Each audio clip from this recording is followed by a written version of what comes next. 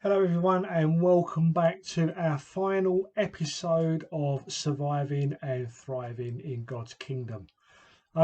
Last day, it's over to Backwoods Brad. Let's see if he's got anything for us today, if we're going to learn anything.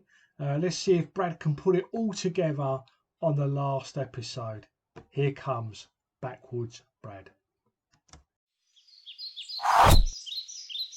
Good evening, ladies and gentlemen, boys and girls. We're here at the forest again. Hottest day outside, 72 degrees, very hot. So we're looking for Backwood Brad again, and Backwood Brad actually has a lot of sponsors. Sponsors pay Backwood Brad to do what he does, so survival shows. And he has sponsors like Hollister, Lonsdale, Nike. You might know them. But yeah, we're just trying to find him again. It's a bit of a struggle. Wait, who's that coming? Can you hear that? Hey Oliver, look who I found. Are you alright? Brad, are you alright? Pop? Are you even Pop? What? Pop? Yeah, he's been calling me Mima all day. I think he's dehydrated. See, he didn't have his water. How did this happen? Well, look what he's wearing. He's got jackets, jumpers, shorts, socks. How's he going to keep cool in all this heat? Why did you do that, Brad? I gotta keep my sponsors happy, Pop. Do you get me, Hubba Bubba? So, Brad, how do you expect all that to keep you cool? But I am cool. That's not how you keep cool. What you need to do to keep cool is take off all these jumpers, the jogging bottoms. That's how you will keep cool. And then you need to take some water. Do you think you can do that for Mimu? Anything for me, Moo. And stop calling me Pop. Okay, Pop. So, boys and girls, we're gonna get Brad some water now, get him a bit fresh. So, this is me, Oliver Pathé. Forest Fran. Pop. Yeah, so back to you guys in Trekkers. Come on, Lauren.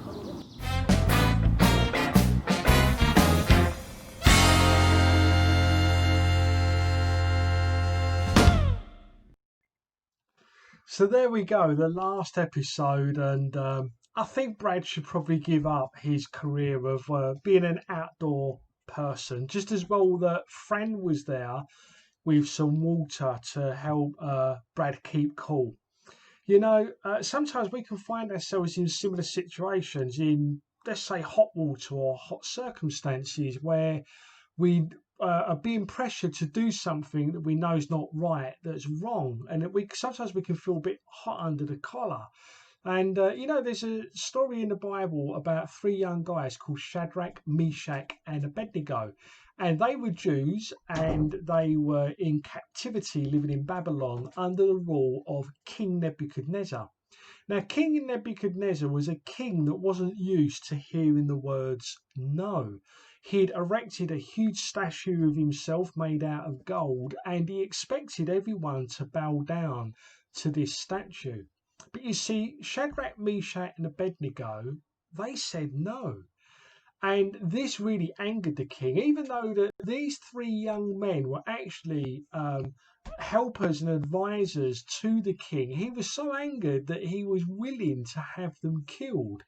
And so he has a furnace heated up, really hot, and he has them thrown into this fire. And this is all scary stuff. I mean, why won't they just bow down to the statue of King Nebuchadnezzar? Well, that's because Shadrach, Meshach, and Abednego would not bow before anything other than God Himself. They will put no idol, no statue, no person before God. And so now they find themselves in the fiery furnace. But you see, as King Nebuchadnezzar and those around look in, instead of three people being in the fire, they see four. And the three boys come out again. King Nebuchadnezzar calls them out, and the fourth person that was in the fire was God, and he protected Shadrach, Meshach, and Abednego. It says that there wasn't even the smell of fire upon them. Sometimes we can get in really hot water with people, hot under the collar, where we feel pressure to do things that we know that we shouldn't be doing. We know that they're wrong. And I'm not going to say God will do something miraculous for you like that, but He will give you the strength and He will help you to be able to say no and to do the right thing. And so we can trust God. The scripture actually teaches us that we can say no to temptation. We can flee away from it when we know that we want to do something wrong. So next time you're feeling pressure to do something you know you shouldn't do, just ask God to give you the strength and the courage to do the right thing. I hope you've enjoyed this series. If you have, leave a comment in the box below. Take care.